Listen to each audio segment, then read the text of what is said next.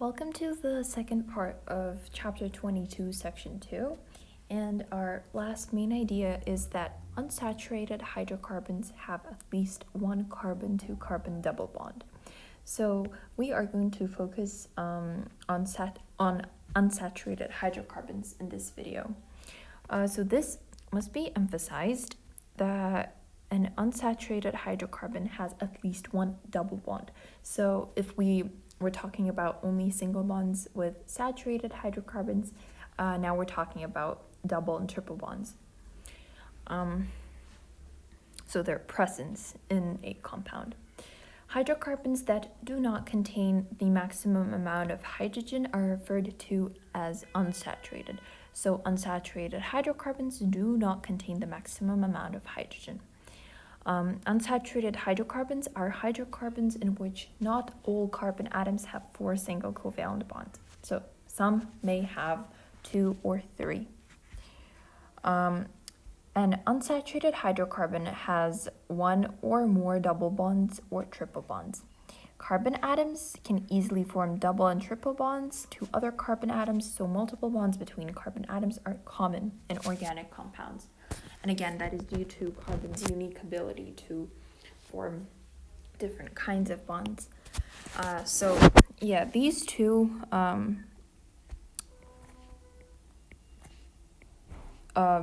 These two factors are important for a hydrocarbon to be considered unsaturated. So they don't contain the maximum amount of hydrogen, and they have 1 or more double or triple bonds.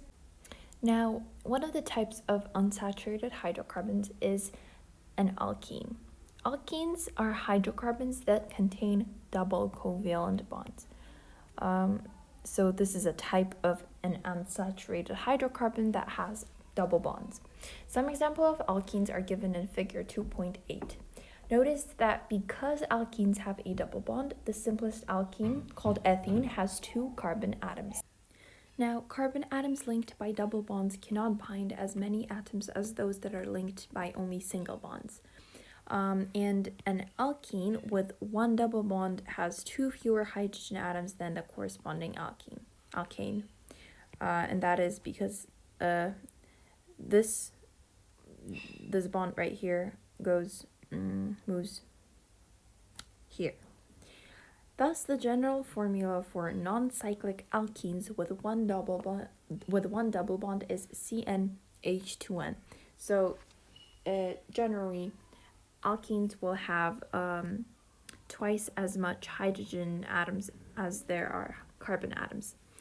And comparing it to the alkane general formula, this +2 component is absent. Because these 2 hydrogen atoms are not there in an alkene, so this would be the alkene form, and this is an alkene. And these 2 hydrogen atoms are not there because now there's a double bond between these 2 carbon atoms, and they're happy because each of them have 4 bonds. Because alkenes have a double bond, they can have geometric isomers, as shown in the examples below. So we see 2 isomers of each other. This one has 4 carbon atoms, and this one also has 4 carbon atoms.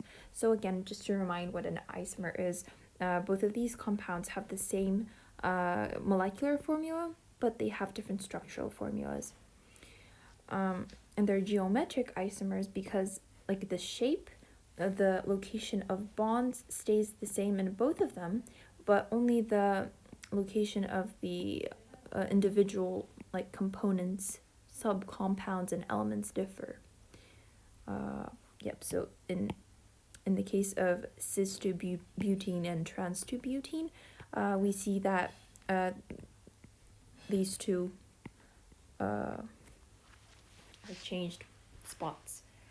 And this prefix right here stands for 4 carbons, and we counted that there are 4 carbons in each of them. Now let's answer this question right here. Check for understanding. Is the compound C10H20 an alkane or an alkene? Can you know for sure? So think about it for a second and come back when you're ready. The answer is that this compound with this molecular formula can be both either a cycloalkene or an alkene. We talked about it in the previous video that a cycloalkane is a type of alkane. So yeah, it can be both an alkane or an alkene, and I'll demonstrate why.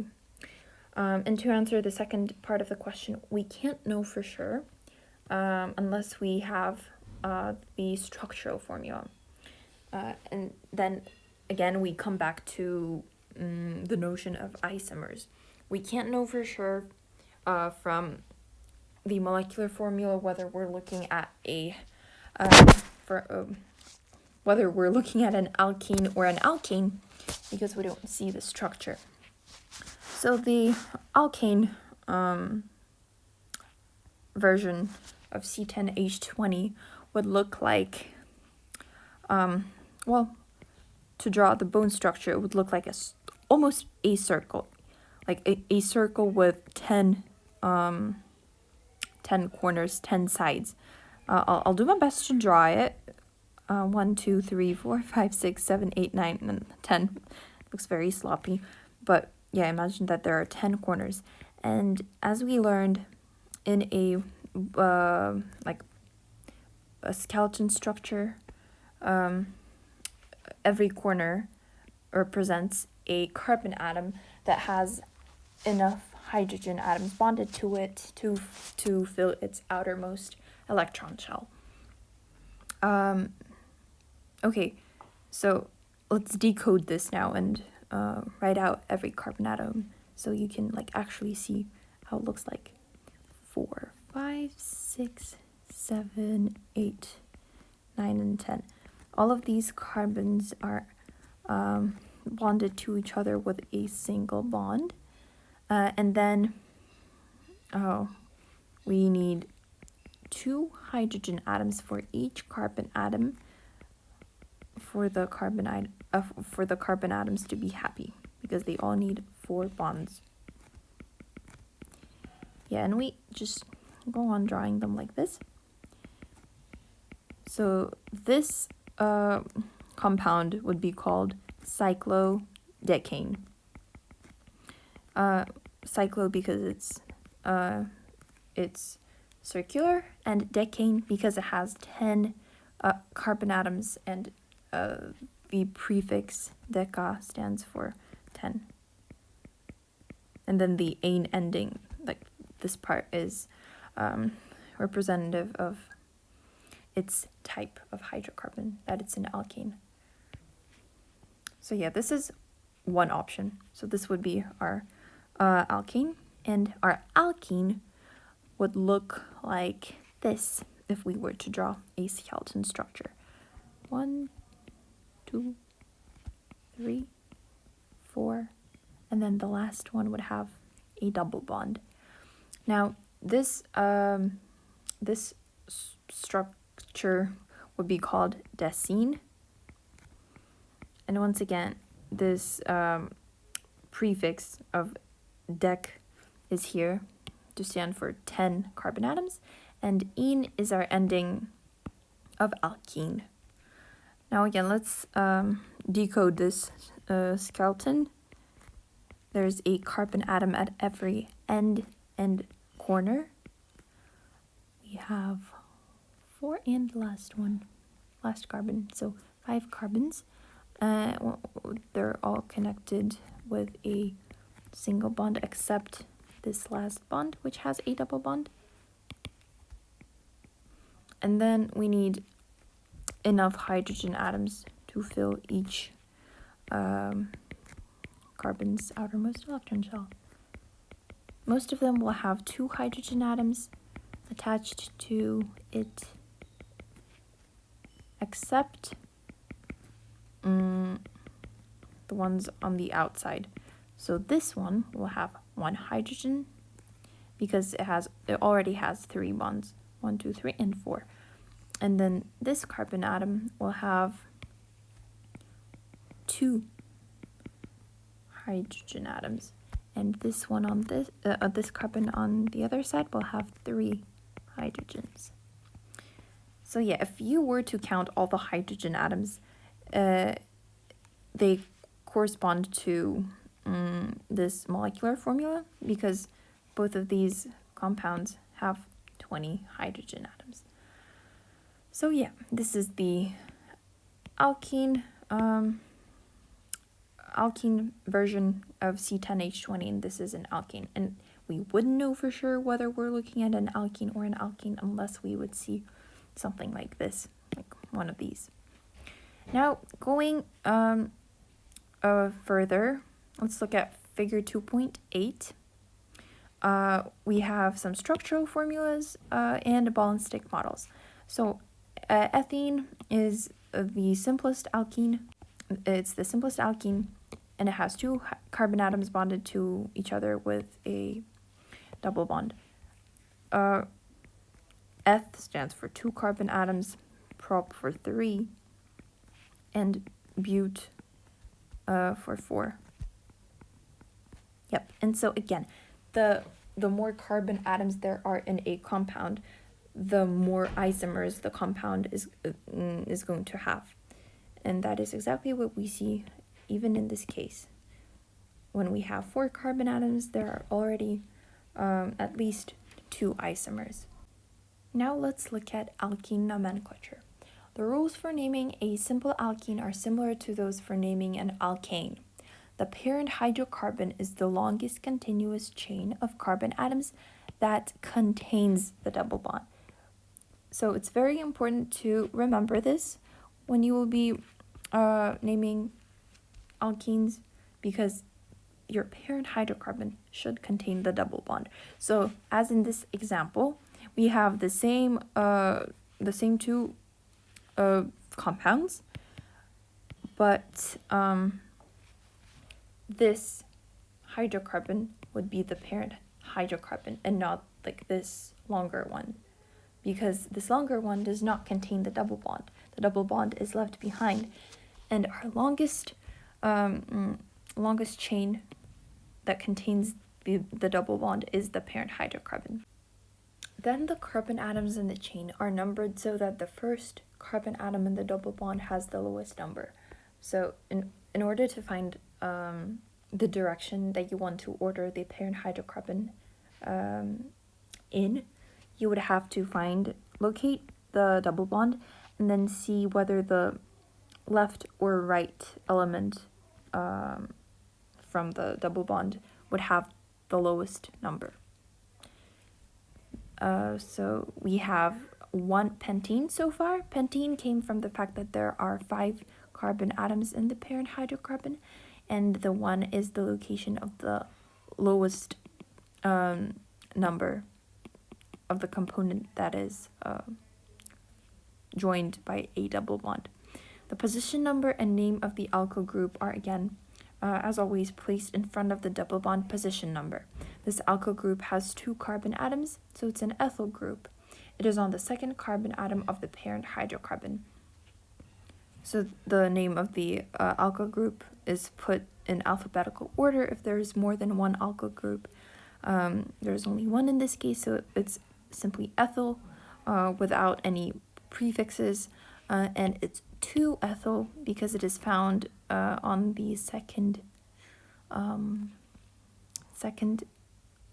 atom in the parent hydrocarbon chain. If there is more than 1 double bond, the suffix is modified to indicate the number of double bonds. 2 would change the ending to adian, 3 to atrian, and so on. So considering this compound right here, its final name would be 2-ethyl-1-pentene. Very simple. If, on the other hand, we would have this compound with 2 double bonds, its name would be 1,4-pentadiene. The ending was changed to this because there are 2 double bonds. Pent came from the fact that there are 5 carbon atoms, and the 1 and 4 they just locate the the location of the double bond. So when the compound would be numbered from left to right, the left hand components in the parent hydrocarbon would represent like where the double bond is. So the procedure for naming alkenes can be summarized as follows. So this just summarizes everything that we just went through. I'll read it real fast. So we would use the rules for alkene nomenclature listed earlier in this section with the following exceptions. So name the parent hydrocarbon, locate the longest continuous chain that contains the double bonds. If there is only one double bond, add the suffix "-ene" to the prefix corresponding to the number of carbon atoms in this chain. If there is more than one double bond, modify the suffix to indicate the number of double bonds. For example, 2 would change the suffix to "-etienne", 3 to "-atrienne", and so on. Number 2, we add the names of the alkyl groups. 3, number the carbon atoms in the parent hydrocarbon, number the carbon atoms in the chain so that the first carbon atom in the double bond nearest the end of the chain has the lowest number. If numbering from both ends gives equivalent positions for 2 double bonds, then number from the end nearest the first alkyl group. 4, insert position numbers. Place double bond position numbers immediately before the name of the parent hydrocarbon alkene.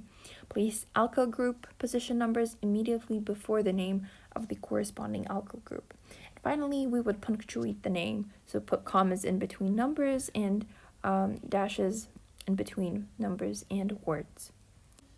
Now let's look at this section real fast, why it matters. Carbon allotropes. So carbon occurs in several different bonding patterns called allotropes, which have very different properties. So allotropes means that there are different bonding patterns that carbon occurs in. Diamond, for example, is a colorless, crystalline, solid form of carbon in which each atom is tetrahedrally bonded to 4 others in a network fashion. So we would just have carbons bonded to each other from like all sides. This 3-dimensional bonding makes diamond the hardest material known. Graphite is a soft black crystalline form of carbon that is a fair conductor of electricity. The carbon atoms in graphite are bonded together in layers. Within each layer, each atom is bonded to 3 other carbon atoms. But because adjacent layers are held together only by very weak London dispersion forces, graphite is very soft. So the structure of graphite would be a little difficult to draw in 2 dimensions, but you can look it up and see how it looks in 3D. So comparing diamond and graphite, they both have been known for thousands of years, and in the mid-1980s, a new solid allotropic form of carbon, now known as fullerene or informally buckyball, was discovered in the soot that forms when carbon-containing materials are burned with limited oxygen. The structure of a fullerene consists of near spherical cage of carbon atoms. It looks really pretty, by the way. The most stable fullerene is C60. So it's literally 60 carbon atoms bonded to each other in a like circular like shape. So the structure of its structure resembles the design of a soccer ball. This is just to remind the reader of the uniqueness of carbon once again, because carbon can form so many different bonds, and even like when all carbons bond to each other, they can bond in different ways, and it really affects the properties that this compound will have. Now let's look at some practice problems real fast. I'll walk you through a sample problem, and then you can stop the video and try these practice problems on your own, and then we'll go through them as well. So let's name the following alkene. First, we would identify and name the parent hydrocarbon. It would be this parent hydrocarbon right here, because it's the longest continuous chain of elements that contains the double bond. The parent hydrocarbon has 4 carbon atoms and 1 double bond, so it is named butene, BUT standing for 4 carbons. Then we would identify and name the alkyl groups. There are 2 alkyl groups bonded to this parent hydrocarbon. The alkyl groups are ethyl and methyl. This one is methyl, this one is ethyl and this one is methyl, and we would place their names in front of the name of the parent hydrocarbon in alphabetical order. So ethyl would come first and then methyl. And finally, we would number the carbon chain to give the double bond the lowest position. So the double bond is here on the right side. That is why we would number the parent hydrocarbon from right to left to give this this element the lowest number possible. Then we would place the position number of the double bond in front of butene, place the position numbers of the alkyl groups in front of each alkyl group, separate the numbers from the name with hyphens, and then the full name would be 2-ethyl 3-methyl 1-butene. So the number 2 comes from the fact that ethyl is bonded to the second component in the parent hydrocarbon.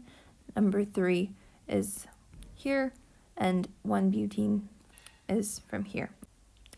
Looking at number 1, we see that it's simply a straight chain of hydrocarbons bonded to each other, and there is a double bond, so it's an alkene. It has only one double bond, so the ending would remain ENE. Now let's count how many carbon atoms there are. I see that there are 6 of them. That's why we will go with hexene.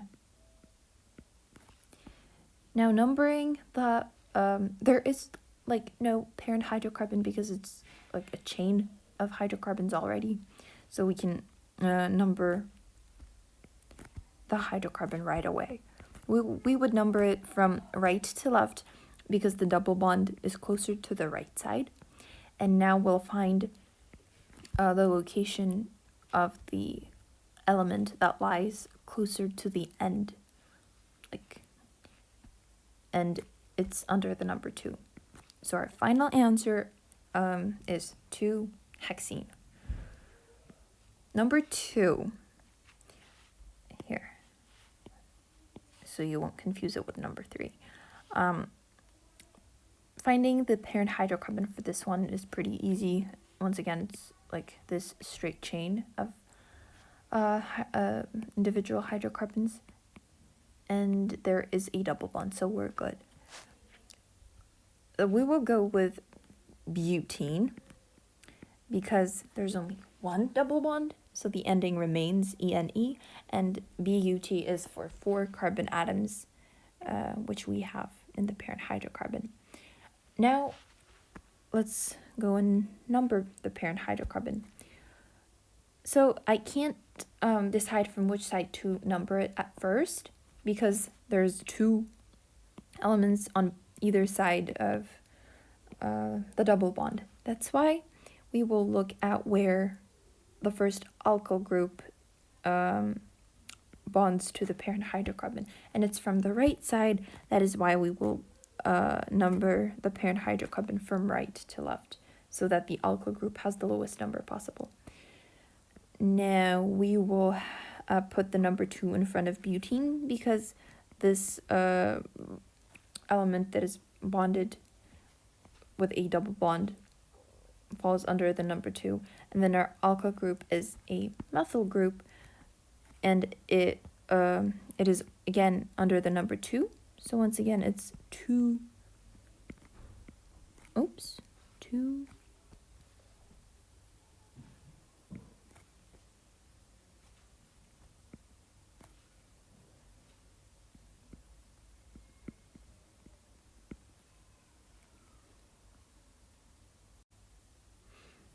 And our alkyl group is a methyl group, and it is connected to the element that's under the number 2, so it would be 2-methyl in front of 2-butene. This is our final name. Third alkene. Similarly to the second one, we see that there's just simply a straight chain of hydrocarbons with a double bond in between. There are 6 carbons in the parent hydrocarbon and 1 double bond. So we start off with hexene. Now numbering, again, there's 3 hydrocarbons on each side of the double bond. That's why we'll start looking at the alkyl groups. And in this case, the alkyl group lies on the left side, so we want to give it the lowest number possible. So we'll start numbering the parent hydrocarbon from left to right. And now it will become 3-hexene because of the numbering that we did. And the alkyl group is a methyl again, and it's bonded to the second element in the parent hydrocarbon. So it would be 2-methyl 3-hexene. Number 4. This is a fun one because we have 2 double bonds. So our ending will change, and then finding the parent hydrocarbon might be a little challenging because we need to encompass all double bonds in the parent hydrocarbon. So if we go by the rules, this is what we should get. This would be our parent hydrocarbon. It is the longest chain of hydrocarbons that capture all the double bonds. Again, it doesn't have to be straight, as long as it is the longest chain and it includes all double or triple bonds.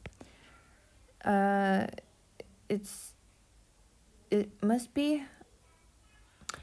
So we see that there are 2 components on each side. So again, we will have to look at the alkyl groups to decide from which side to number the parent hydrocarbon.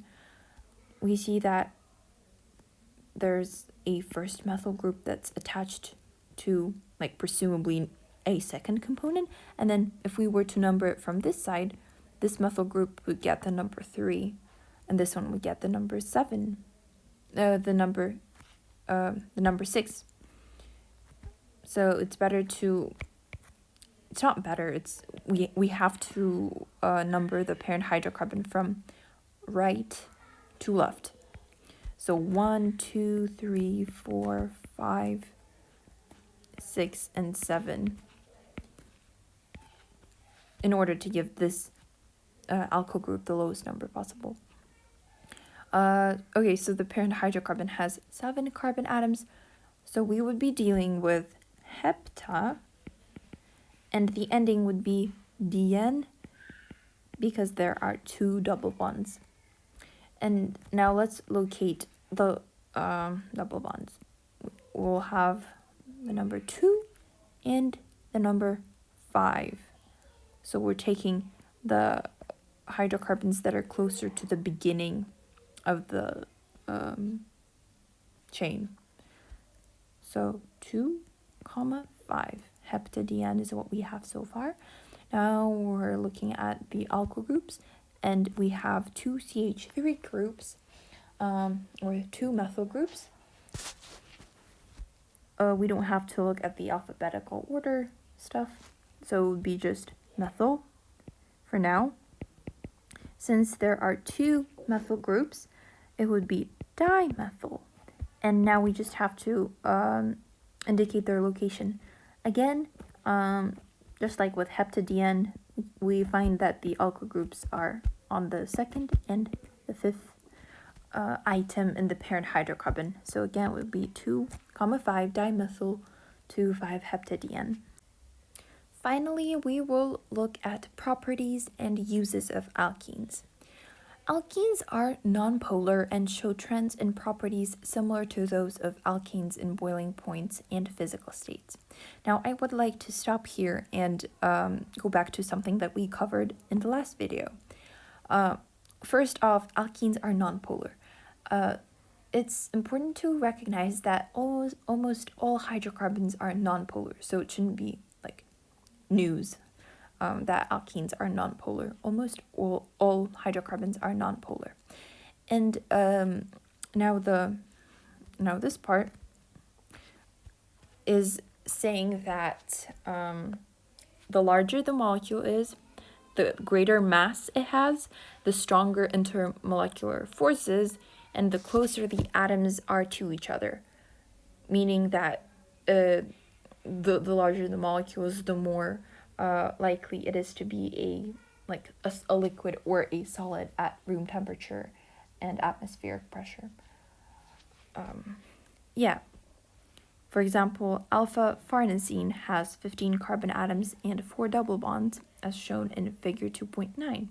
This large alkene is a solid at room temperature and atmospheric pressure. It is found in the natural wax covering of apples. Ethene, the smallest alkene, is a gas.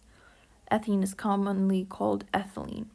So the smallest alkene would be a gas because it weighs very little, so it wouldn't have enough forces between the atoms to hold the atoms together and form a solid or a liquid. So this ethene is the hydrocarbon commercially produced in the greatest quantity in the United States. It is used in the synthesis of many plastics and commercially important alcohols. Ethene is also an important plant hormone. Induction of flowering and the ripening of fruit, as shown in figure 2.10, are effects of ethene hormone action that can be manipulated by commercial growers. So, fruit ripening. Ethene is a plant hormone that triggers fruit ripening. At ordinary conditions, ethene is a gas. So, tomatoes, unripened tomatoes would look like this, and then by injecting ethene into them, they would ripen. And let's go back to figure 2.9 and look at alpha farnesene once again. So it's a solid alkene found in the natural wax covering of apples. And there's a little challenge here that asks us to determine the name for this large alkene. Let's look at it. I challenge you to try it yourself. It was very fun for me when I was doing it. Okay, so the parent hydrocarbon, it would be this zigzag structure right here. Again, we're not looking at whether it's a straight chain or bent. So our goal is to capture all the double bonds, and we do that by making this our parent hydrocarbon. It must be the longest chain, and it must capture all the double bonds. This parent hydrocarbon has 12 carbon atoms, if you count all of them. That's why our prefix will be dodeca from, and the ending would depend on the number of double bonds that we have, and we have 4. Using our prefix knowledge, 4 is tetra. So the name of our parent hydrocarbon is dodecatetraene. And now we'll number it. We'll number it from right to left,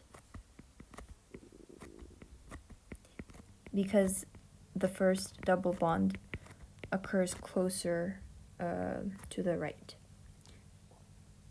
And then we'll locate the double bonds. So it would be 1, 3, 6, and 10. 1, 3, 6, 10 dash dodecatetraene. So far. Now let's look at our alkyl groups. We have 3 of them, so we already know that the prefix will be tri, and the alkyl group is a methyl group. So it's trimethyl. And again, let's find their locations. 11, 7, and 3. 3, 7, 11. That's it. The full name is 3,7,11-trimethyl 1,3,6,10-dodecatetraene.